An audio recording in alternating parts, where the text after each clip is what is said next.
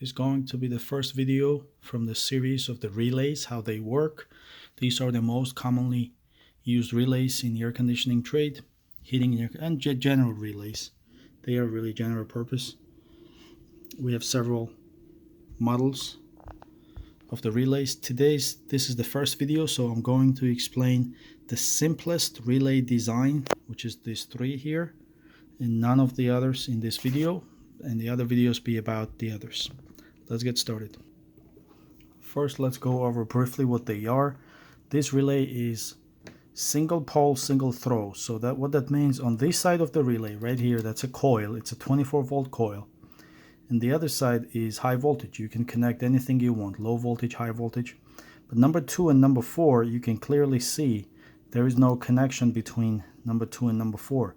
What's going to happen once we energize the relay, give it 24 volts, then these contacts will close, and number 2 and number 4 will get connected to each other. So that's how this one works. That's the simplest, that's the easiest one. Next one is same exact coil 1 and 3. Once we energize the coil, then number 2 and number 4 will get energized. They get connected together. Number 5 and number 6 will open. These contacts will open, and here this will get energized. Next one is same coil, and number 2 and number 4 are disconnected, but number 5 and number 6 are connected. Once we energize, number 2 and number 4 will get connected, and number 5 and number 6 will disconnect it. So the coil, typical coil, has resistance of, let's actually check what the resistance is for the coil. So that way you know at least if the coil is good. So here is 76 ohms. Next one, also 75, and next one is also 74. Basically the same. They are all the same. Let's energize the first one. Let's check if we have continuity between 2 and 4. We shouldn't. No continuity between 2 and 4. No continuity. Now let's energize it and we'll see. So we're going to bring 24 volts. We're going to bring common. We can hear the click, and now the relay should get energized. That means number 2 and number 4 get connected together. And here you go. There's a continuity between number 4 and number 2. So that's the simplest relay. Next one be single pole, double throw. It has a single pole and has a double throw. And we'll see how this works in action.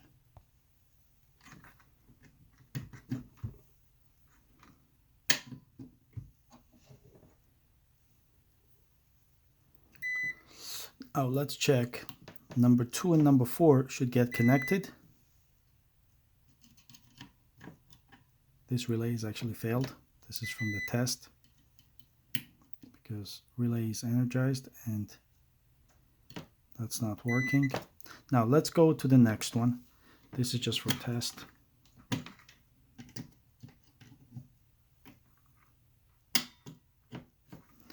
Now 2 and 4 should get energized, and nothing on this side. So this is single pole, normally opened. So it's a single pole, but it's normally opened. A few other things. This diagram comes with the relay if you buy new in the box. But let's say if you have used relay and you don't know, it actually printed on the relay. Here it says coil. We can see coil symbol. It's here. So that's a coil symbol. Basically from 1 to 3 there is a coil. The resistance of the coil is 76 ohms roughly in this relay. And then we can see 2 and 4. So here is a coil. You measure the resistance. That's how you know this is the coil, or this is the low voltage terminals. In this case it's a low voltage. Always the purpose of the relay is to switch high voltage with low voltage, or isolate the circuits.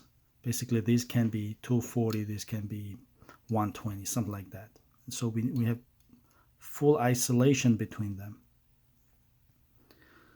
In this case, number 5 and 6 is connected together. So 5 and 6 is touching, and we have 2 and 4 that's not touching. And then once we energize, 2 and 4 will touch each other, but 5 and 6 will not touch each other because there is a lever inside. Next videos we will have some other relays. Thanks for watching. We'll see you next one.